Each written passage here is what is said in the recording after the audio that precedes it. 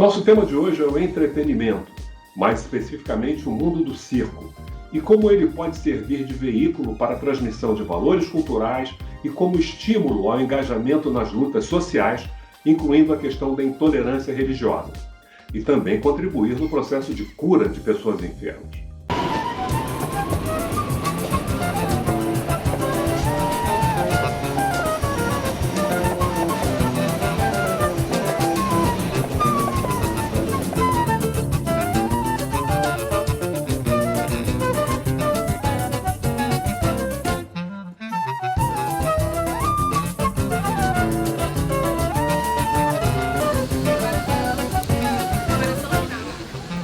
Olá, eu sou o palhaço Will, o mais amado do Brasil, tudo bem? Eu sou o Wilson França, sou morador da Baixada Fluminense, tenho 39 anos. A minha bisavó era prima de João da Gente, um dos fundadores da Portela, e esse povo da Portela é que fundou o samba do trem. Eles saíam da Central do Brasil até Oswaldo Augusto fazendo seus sambas. Aí o sol suspende a lua, olha o palhaço. Comecei no teatro com 4 anos de idade no Centro Espírita Kardecista. Há 20 anos eu estive em contato com a palhaçaria, com o teatro, com animação cultural, com locução de rádio, com contação de história. No dia 10 de março de 2017, nasceu o Will das Candongas. Lá vem, marinheiro sou, como vem parceiro, marinheiro sou, todo de branco, marinheiro. Já teve um senhor na Central do Brasil, ter acabado de fazer a apresentação, olhar para mim e dizer: eu posso apertar a sua mão? Eu perguntar por que ele estava pedindo para apertar a mão. Ele falou que a filha dele tinha chegado do hospital e tinha pegado o trem. E aí ela tinha sorrido porque tinha visto um palhaço. Eu apresento para o público do trem da mesma qualidade, com a mesma fidelidade, com a mesma loucura, com a mesma fé que me apresentei nesses palcos. Eu tenho uma fidelidade ao menino que com 4 anos disse que queria ser artista. Nosso convidado de hoje tem uma atuação que reúne arte, conscientização e solidariedade. Coordenador-geral da Confraria dos Palhaços da Baixada Fluminense, que realiza performances em áreas públicas da região, é criador do evento Kwanzaa, Celebração Afro-Brasileira, e produtor artístico da Caminhada da Diversidade Interreligiosa. Através do projeto Dr. Clown, tem se apresentado em hospitais e enfermarias, levando alegria a pessoas doentes. Vamos conversar com o palhaço Will. Will, como é que você se iniciou nesse processo? Eu comecei menino, assistindo o Carequinha na Manchete e o Bozo no SBT, e tinha toda uma questão de cenas clássicas. Então, diferente de algumas crianças, eu nunca tive medo de palhaço. Palhaço sempre foi uma figura que eu sempre gostei muito. As cenas clássicas de palhaçaria, a figura do palhaço nunca me causou amedrontar, né? Amigos aí com mais de 40 anos, adultos já, que ainda tem medo de palhaço. Se for uma festa, tem medo. Mas esse não me foi o caso. Eu sempre achava muito feliz, aquela alegria toda, aquele divertimento sempre. E depois da adolescência foi que eu tive acesso a essa possibilidade lá, nos idos de 99. E foi exatamente com o que você teve essa oportunidade? Eu estava numa oficina, num curso de animação de eventos e festas, que foi promovido no Instituto Psiquiátrico Nísio da Silveira. Ele tinha um centro comunitário ali no Engenho de Dentro, e ali onde que acontece a Rádio Revolução ainda, mas era um prédio inteiro, parecia até o prédio das ONGs do Rio, que viam vários grupos que ocuparam aquele espaço, aquele prédio, e eu fiz parte dessas oficinas, onde aprendi locução de rádio, produção cultural, essa parte de palhaçaria, teatro, dança moderna, enfim, foram 6 meses intensos, de segunda a sexta, estudando com pessoas profissionais maravilhosas. Mas ali eu já tive acesso às cenas de palhaçaria, né? Então, eu já estava com o universo ali. Não tinha nascido o Will, mas eu já fazia palhaçaria naquela época. E você teve alguma fonte de inspiração para isso? Você falou de Carequinha, mas alguém mais que tenha influenciado você a escolher? Porque nesse curso lá desse centro de Nísio da Silveira, você tinha muitas possibilidades. Você falou locutor, podia ser ator, você escolheu a palhaçaria. Por quê? A palhaçaria ela veio novamente, né? Eu até passei por essas outras funções, mas a palhaçaria veio novamente primeiro porque eu queria, como pesquisa, estudar palhaçaria, saber sobre palhaçaria. Muito tempo atrás eu tinha visto uma entrevista do Libar, em que ele falava que o palhaço é o perdedor, né? Então você precisa saber que você perde para você poder ganhar. E nesse momento eu achava que precisava estudar. Quando eu dirigi também o espetáculo da Libel, que tinha muita ligação com essa questão do palhaço. Há uma figura, um personagem que é palhaço na cena, então eu queria trabalhar a questão da comédia, para discutir uma coisa séria que é o bullying, né? De forma cômica, para que a criança pudesse entender. E essa figura do palhaço precisava ser levantada, né?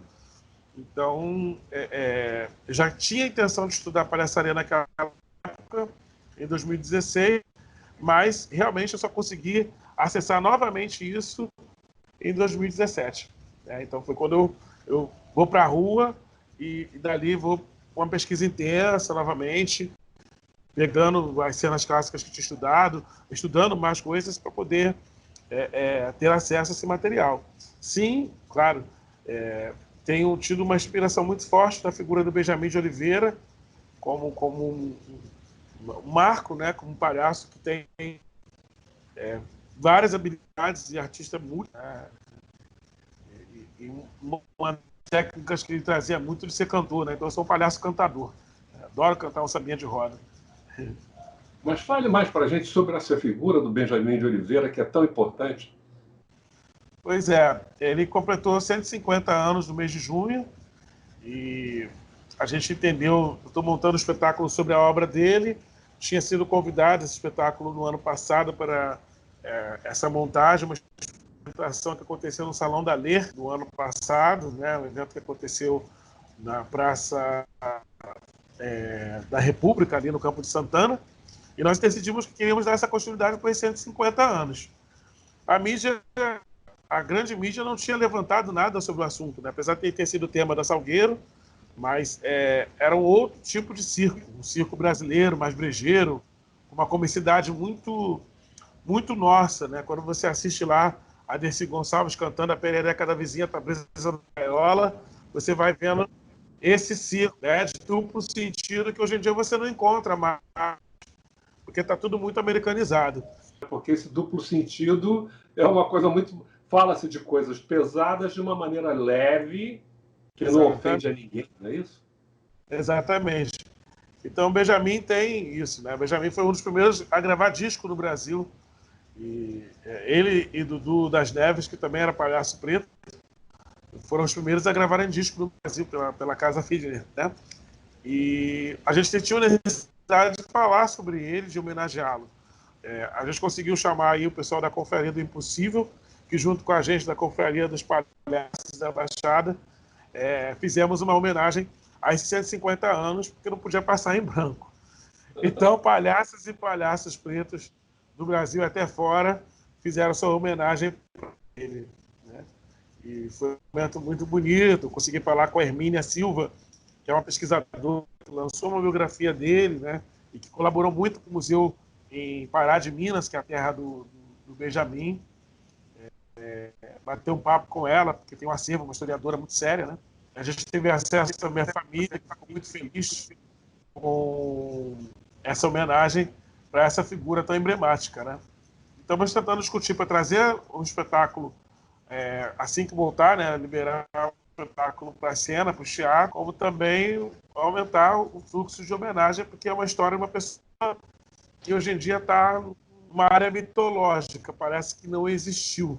A gente não buscar, parece que ele não fez parte, né? Eu quero trazer para o homem Benjamin de Oliveira, que recebeu homenagem a Procópio Ferreira, que foi um dos grandes atores do século passado, que o Arthur Azevedo pedia para que os atores do Arthur Azevedo ensaiassem com esse homem, que botou uma roda de capoeira debaixo de uma lona, na época que era proibida a capoeira, que fez homenagem que prestou serviço, né? E haviam espetáculos beneficentes, né? Coisa que hoje em dia está voltando culpa da pandemia, mas esse homem fez um espetáculo beneficente para o João Cândido, né, o nosso almirante negro.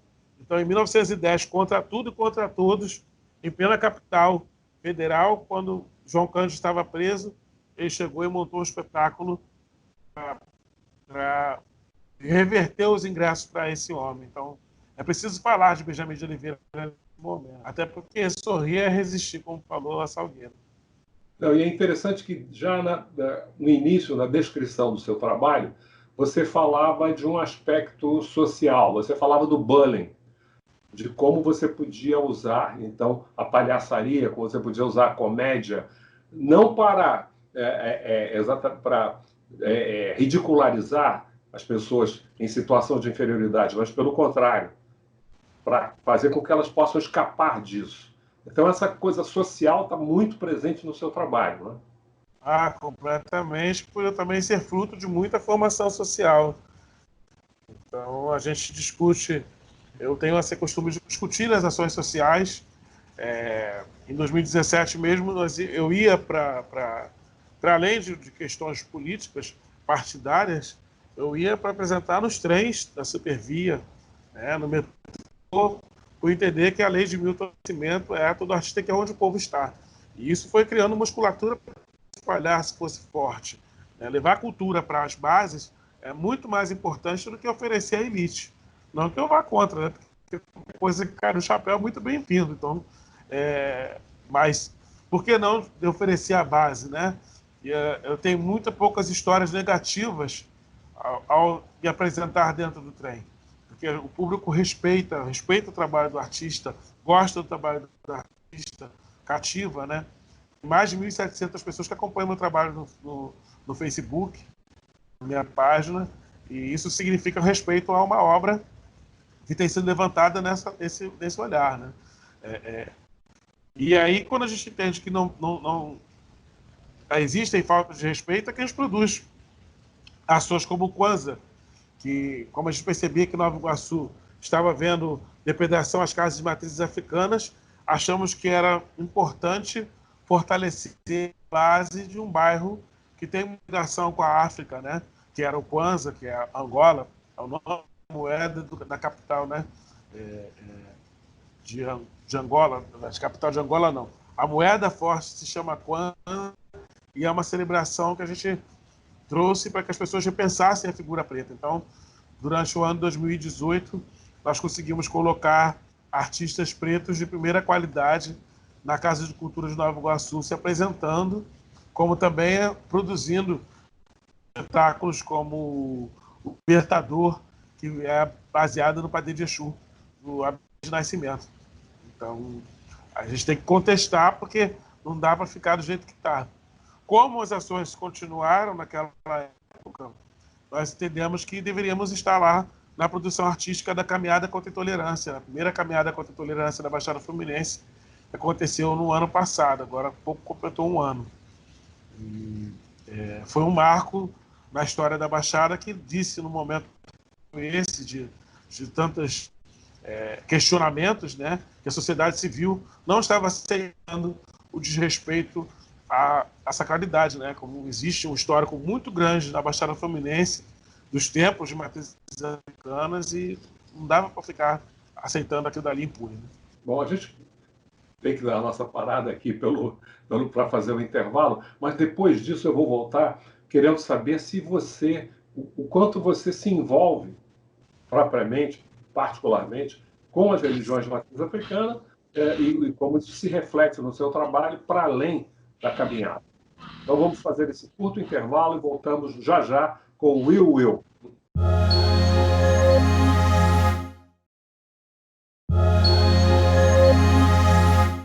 Will. Quando nós terminamos o bloco anterior, a questão que eu deixei no ar era exatamente sobre o seu envolvimento, ou não, seu envolvimento direto com as religiões de matriz africana. Você é um adepto dessas religiões? Sou sim, sou membro do Kewelo Obá, na casa de Dona Anielse Dalchum, Anielse Andrade, minha mãe de santo, minha zeladora, e minha Yalorixá. ela é filha de Geraldo de Xangô. Nossa casa fica em Nova Iguaçu, então um espaço que...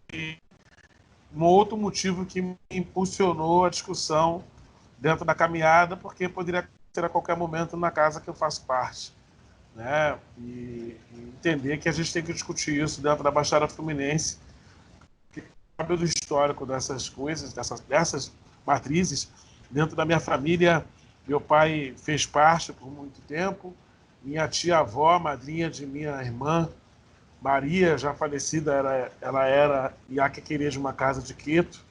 Então, uma das outras questões que eu carrego com muito carinho, membros da família do meu pai, da parte do pai, ainda são adeptos também à religião, e quero seguir essa religião por um bom tempo.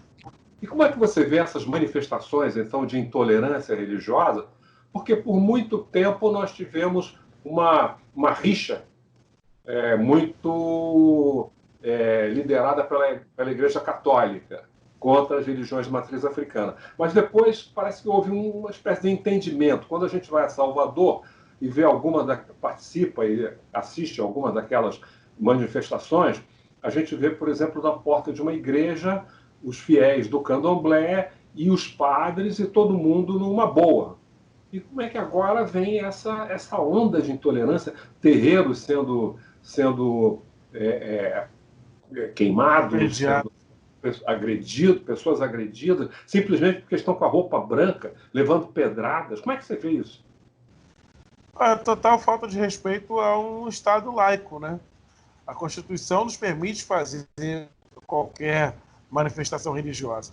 E isso foi a duras penas. O STF, por exemplo, há pouco tempo aprovou o imolamento animal, sabe, entendendo como é que isso funciona, de uma sacralidade.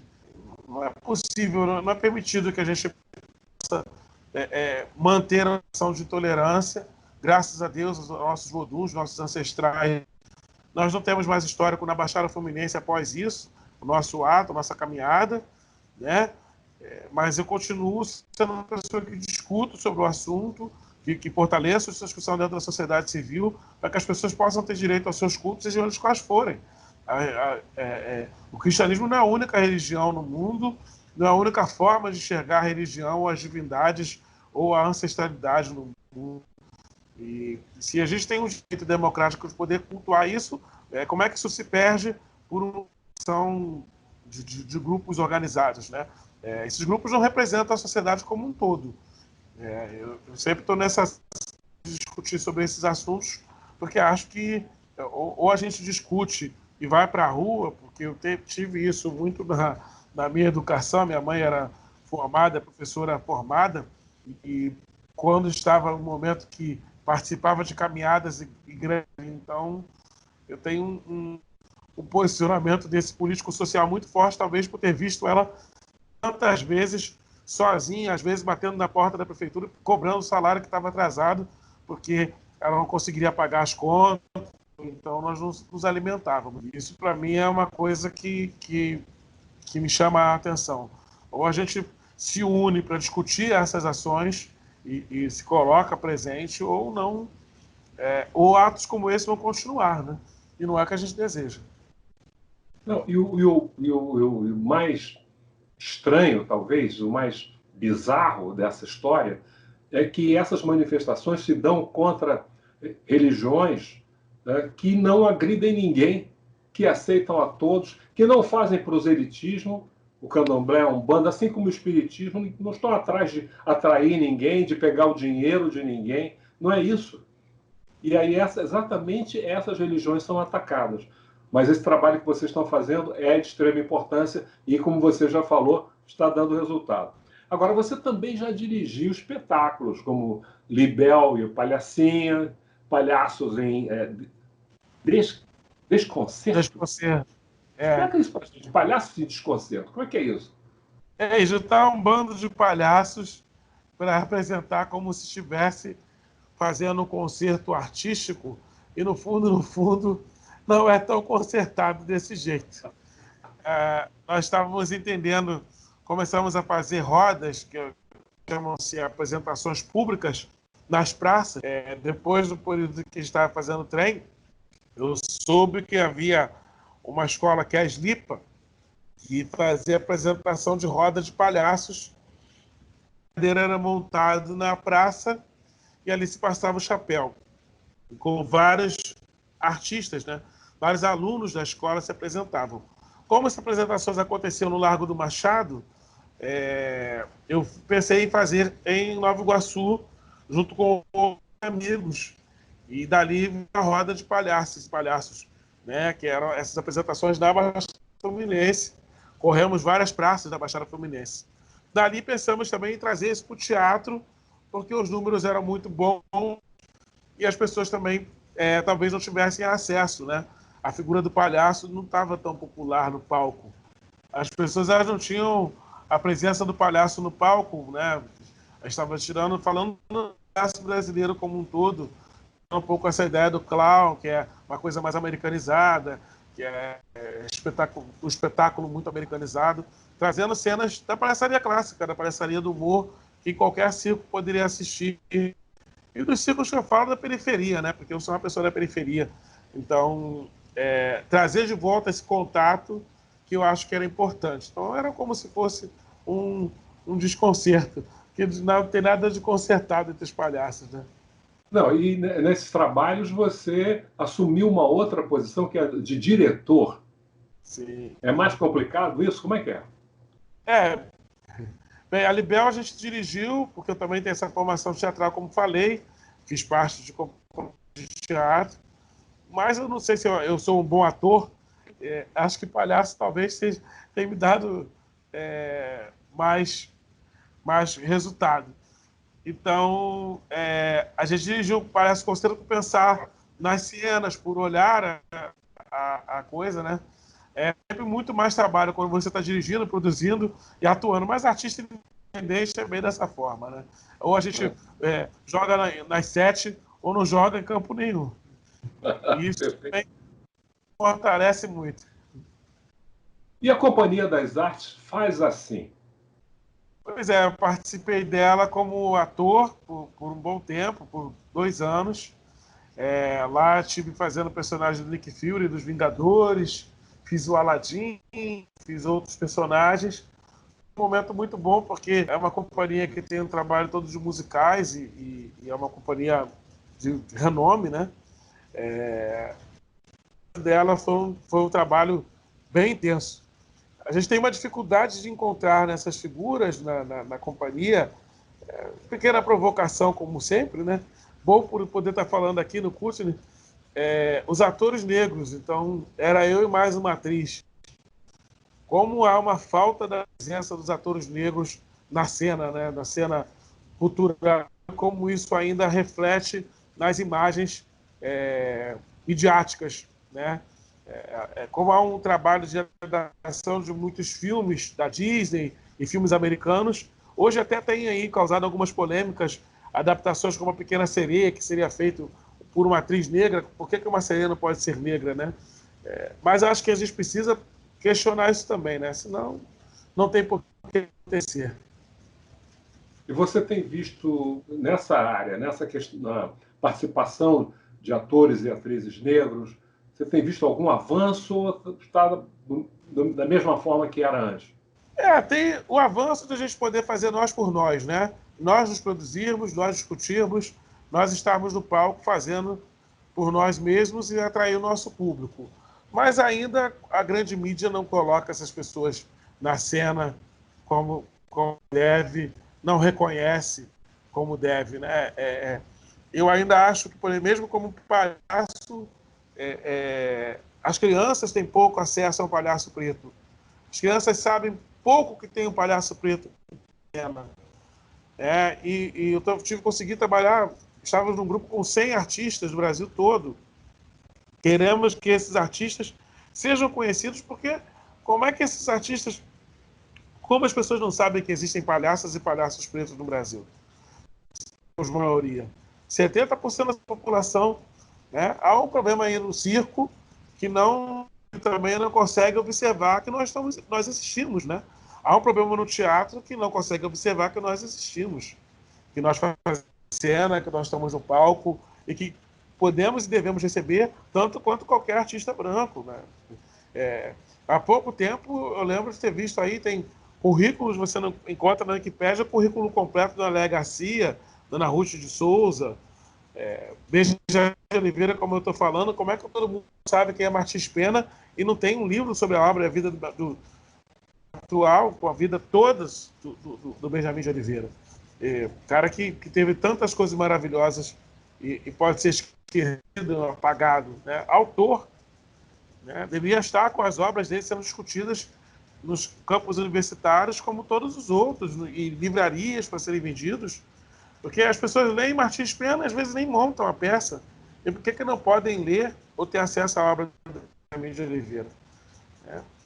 Eu acho que a gente precisa discutir esses lugares dentro da mídia e do mercado cultural brasileiro, né? A nossa ausência nesses lugares. É uma ausência presente, né? Porque nós existimos, mas infelizmente eles não nos veem, né? A ausência presente, é isso. Muito boa. Você também atuou na série Palmares e no espetáculo Salve Jorge. Foi uma experiência diferente para você?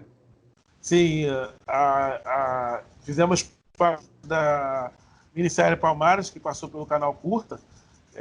Graças a Deus eu posso dizer que em vida, tudo que eu fiz de teatro, até mesmo o trabalho do palhaço, eu nunca fiquei no lugar do escravo que aceitou aquela questão, que ficou como submisso. Repudiado, submisso. Não fiz papel de ladrão em teatro, enfim, não fui para a caricatura dos estereótipos, sempre tive algum questionamento. Na série, nós fazíamos os refugiados, né?